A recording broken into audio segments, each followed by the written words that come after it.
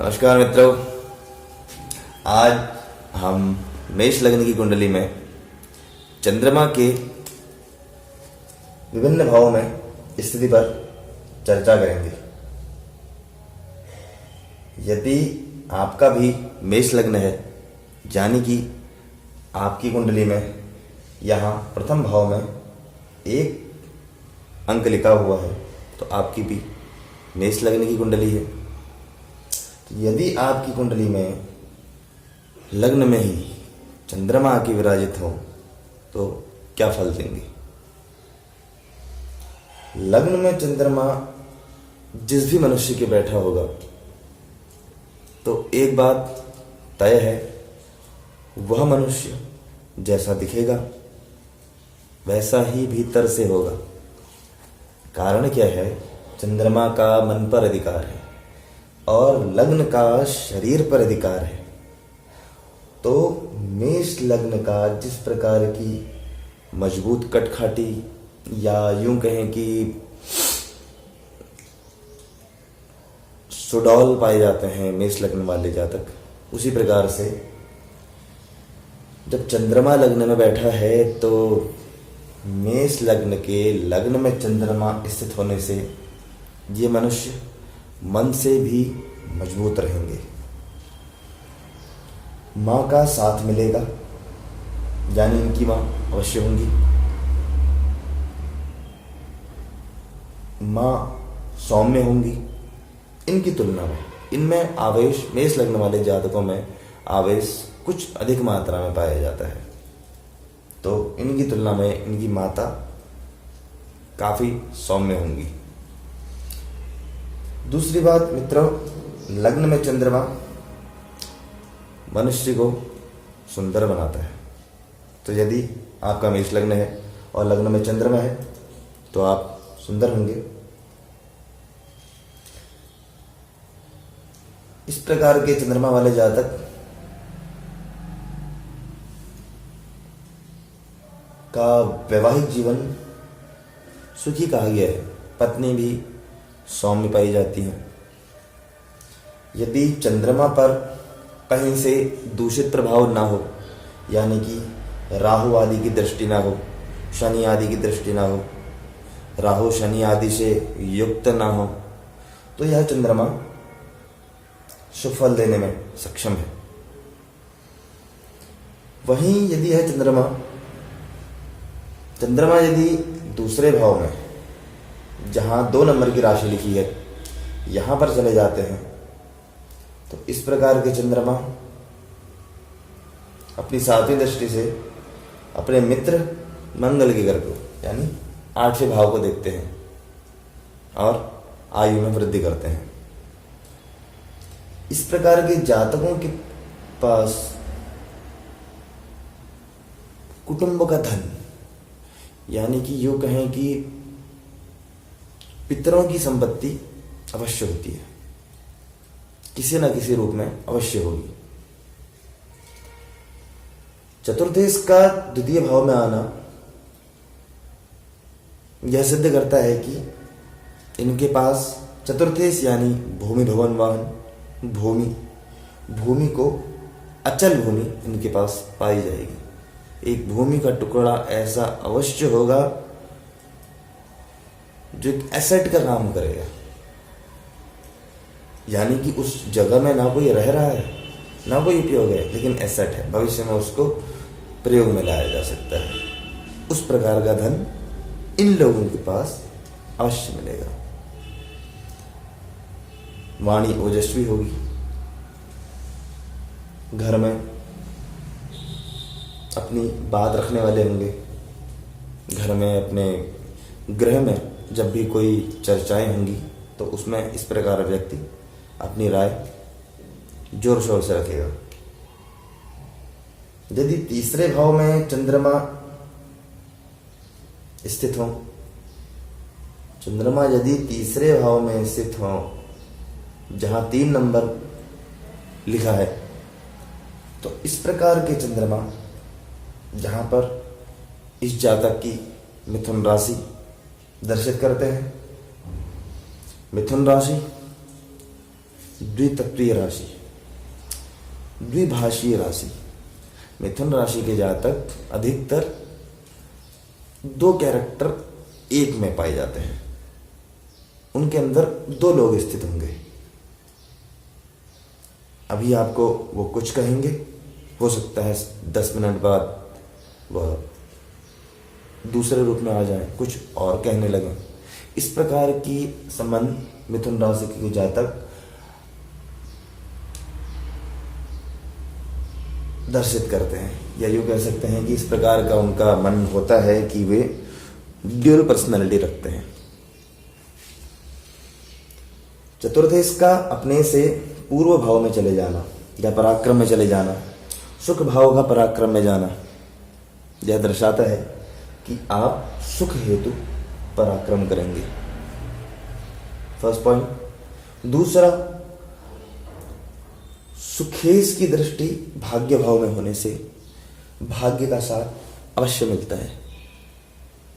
जिन भी जातकों की कुंडली में सुखेश की दृष्टि भाग्य भाव में होगी, उन जातकों को उनके भाग्य द्वारा सुखानुभूति होती है। भाग्य इस प्रकार के साथ देता है या इस प्रकार के कार्य करता है कि इनको यहाँ सुख की अनुभूति होती है।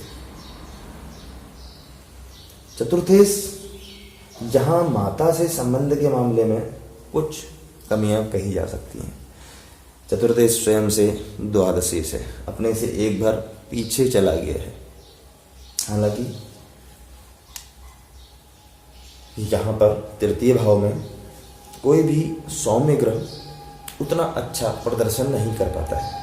पराक्रम की दृष्टिकोण से, भाग्य के दृष्टिकोण से अच्छा है, लेकिन पराक्रम के दृष्टिकोण से चंद्रमा, गुरु, शुक्र, इस प्रकार के सौम्य ग्रह जो हैं, बुध, ये उतना अच्छा प्रभाव स्थापित नहीं कर पाते हैं अन्य की तुलना में, अन्य क्रूर ग्रहों की तुलना में। वहीं अगर यहाँ सूर्य, मंगल, राहु इस प्रकार के ग्रह बैठे तो तृतीय भाव में वे अच्छा प्रदर्शन करते हैं, क्रूर ग्रह। यहाँ पराक्रम की दृष्टि से ठीक है, लेकिन उत्तम नहीं कहा गया है। अन्य दृष्टियों से चतुर्थ का फल थोड़ा सा कम पाया जा सकता है, परंतु भाग्य का साथ मिलेगा। यदि बात करें चतुर्थ भाव में चंद्रमा की स्थिति, तो चतुर्थेश का चतुर्थ भाव में स्थित होना परम लाभकारी कहा गया है। माता के साथ संबंध बहुत प्रगाढ़ होंगे। धन, भूमि, भवन, वाहन, कोई कमी नहीं होगी। कारण क्या है, ये घर ही चंद्रमा का है और कालपुरुष की कुंडली में भी यह घर चंद्रमा का ही है। यानी चंद्रमा यहाँ पर अधिक से अधिक फल देने में सक्षम रहेगा। यदि डिग्री वाइज यह 10 डिग्री से 20 डिग्री के बीच का हो, तो यह चंद्रमा जातक को बहुत कुछ देने में सक्षम है, बहुत कुछ। यहाँ से पिता के भाव पर दृष्टिपात करेगा तो पिता के साथ संबंध ठीक रहेंगे। हालांकि शनि की स्थिति अगर 1, 2, 3, 4 इन भावों में अथवा 1, 2, 3, 4 इन भावों में हो तो इसकी दृष्टि नुकसान नहीं करेगी। अन्यथा चंद्र और शनि शत्रु कहे गए हैं, तो चंद्रमा की दृष्टि कुछ हद तक नुकसान कर सकती है। परंतु यदि शनि इन 4 भावों में स्थित हो तो तात्कालिक रूप से वह चंद्र का मित्र हो जाएगा। कहाँ स्थित हो, 1, 2, 3, 4 घर आगे अथवा 4 घर पीछे, 1, 2, 3, 4। शनि यदि इन भावों में स्थित है तो तात्कालिक रूप से वह चंद्रमा का मित्र कहलाएगा और सामान्य दृष्टि से चंद्रमा का शत्रु है, तो दोनों मिलाएंगे तो सम कहलाएगा, न नुकसान न लाभ। तो चंद्रमा की जो सामान्य दृष्टि पड़ती है वो अमृत नहीं है, तो पिता के ऊपर दृष्टि पड़ेगी तो यहाँ पे कोई नुकसान नहीं रहेगा, संबंध ठीक रहेंगे। अब आइए बात करते हैं चंद्रमा की पंचम भाव में स्थिति। तो आइए बात करते हैं चंद्रमा की पंचम भाव में स्थिति। मित्रों, चंद्रमा यदि पंचम भाव में स्थित हो तो पंचम भाव का स्थित चंद्रमा यदि बलाबल से बैठा हो तो कहा जा सकता है कि आप शिव की आराधना करें।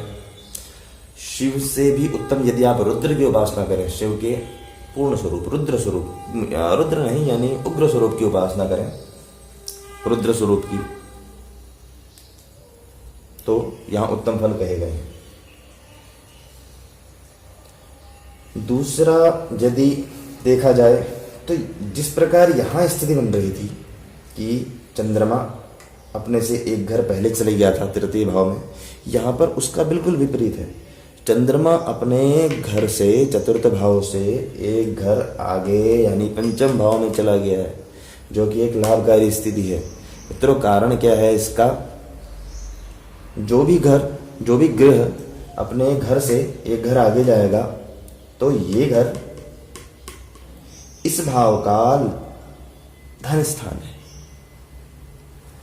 ये घर, इस घर में स्थित ग्रह इस घर का वृद्धि करेगा, इस घर में वृद्धि करेगा, इस घर की गुणों में वृद्धि करेगा, इस घर के से स्थित जितने नाते रिश्ते हैं उन संबंधों में दृढ़ता लाएगा। तो यहां जब चंद्रमा स्थित होगा तो चतुर्थेश का पंचमेश में जाना, प्रथम केंद्र त्रिकोण राजयोग, केंद्र स्थान का स्वामी त्रिकोण स्थान में बैठा है तो केंद्र त्रिकोण राजयोग प्रथम। द्वितीय, चंद्रमा अपने परम मित्र के घर में यानी सूर्य देव के घर में बैठा है। चंद्रमा अपने परम मित्र सूर्य देव के घर में बैठे हैं। और चंद्रमा यदि यहां पूर्णिमा के आसपास का चंद्रमा हो, अष्टमी के, कृष्ण पक्ष की अष्टमी के बाद के, माफ कीजिएगा, शुक्ल पक्ष की अष्टमी के बाद के चंद्रमा हो तो ये शुभ कहे गए। यही चंद्रमा यदि यहां से यदि दृष्टिपात करें तो पुनः वही कहेंगे, सात दृष्टि से एकादश भाव में देखेंगे तो पुनः यदि शनि इनके तात्कालिक रूप से मित्र बनते हैं तो कोई नुकसान नहीं है, यहां से लाभ प्रदान करेंगे। मित्रों, यदि षष्ठ भाव में चंद्रमा की चर्चा की जाए तो यह उत्तम नहीं कहा गया है। षष्ठ भाव में चंद्रमा पीड़ित होते हैं। चतुर्थ भाव का स्वामी षष्ठ भाव में जाने से भूमि भवन लेने में परेशानियां होंगी, माता के साथ संबंध सही नहीं रहेंगे, इनको ऐसा प्रतीत होगा कि इनकी माता इनकी शत्रु है। व्यवहार वैसा बन जाएगा कि इनको ऐसा प्रतीत होगा कि माता शत्रुवत व्यवहार कर रही है। शत्रु होती नहीं है, शत्रुवत व्यवहार कर रही है। हाँ, ये मान सकते हैं कि यह है या नहीं है वो अलग बात है, लेकिन व्यवहार उस प्रकार, जो ग्रह हैं वो व्यवहार उस प्रकार का पैदा करते हैं हर मनुष्य का कि इनको ऐसा प्रतीत होगा कि माता शत्रु के समान है। यहां से चंद्रमा अपनी दृष्टि सातवें भाव में डालेंगे तो सुखेश है, तो बाहरी स्थानों से सुख प्राप्त हो सकता है। माता से शत्रुता रहेगी, घर में नहीं रहना चाहेंगे, घर से दूर चले जाएंगे, और घर से दूर यानी विदेश स्थान, प्रदेश, एक दूसरे शहर, वहां जाकर इनको ठीक लगेगा, आनंद आएगा, वहां इनके मित्र बन जाएंगे, अवश्य बनेंगे, क्योंकि चंद्रमा की यहाँ मित्रवत दृष्टि है। तो जब भी इस प्रकार का जातक अपने घर से कहीं दूर रहे तो इसके लिए उत्तम कहा गया है, वहां इसके मित्र बनेंगे, सुखपूर्वक जीवन व्यतीत करेगा। मित्रों, यही चंद्रमा यदि सप्तम भाव में बैठे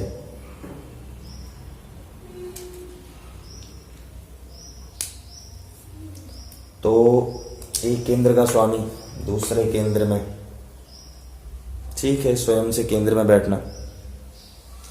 4 और 10 का अपने घर से चतुर्थ और दशम का संबंध बन रहा है, उत्तम है। यहाँ शुक्र इनके मित्र तो नहीं, यदि कहीं से पुनः तात्कालिक मित्रता हो जाए तो अच्छा फल देंगे। पार्टनरशिप में अच्छा कहा गया है, पार्टनरशिप में पत्नी सुंदर प्राप्त होगी मित्रों। यहाँ यह कोई दो राय नहीं है। चंद्रमा जिस भी जातक के सप्तम भाव में बैठे हों और सप्तम भाव पीड़ित ना हो, कहीं से शनि आदि की दृष्टि ना पड़ रही हो, सप्तम भाव में सूर्य की दृष्टि ना पड़ रही हो, तो सप्तम भाव इनको सुख दिलाने में सक्षम है। इनको पत्नी से सुखों की प्राप्ति होगी। इस प्रकार मित्रों, हमने देखा मेष लग्न के जातकों में प्रथम भाव से सप्तम भाव तक चंद्रमा क्या फल देते हैं। कल हम देखेंगे मेष लग्न में अष्टम भाव से द्वादश भाव तक चंद्रमा क्या फलीभूत होते हैं। आज शिवरात्रि भी है, तो आप सभी को शिवरात्रि की हार्दिक शुभकामनाएं। धन्यवाद।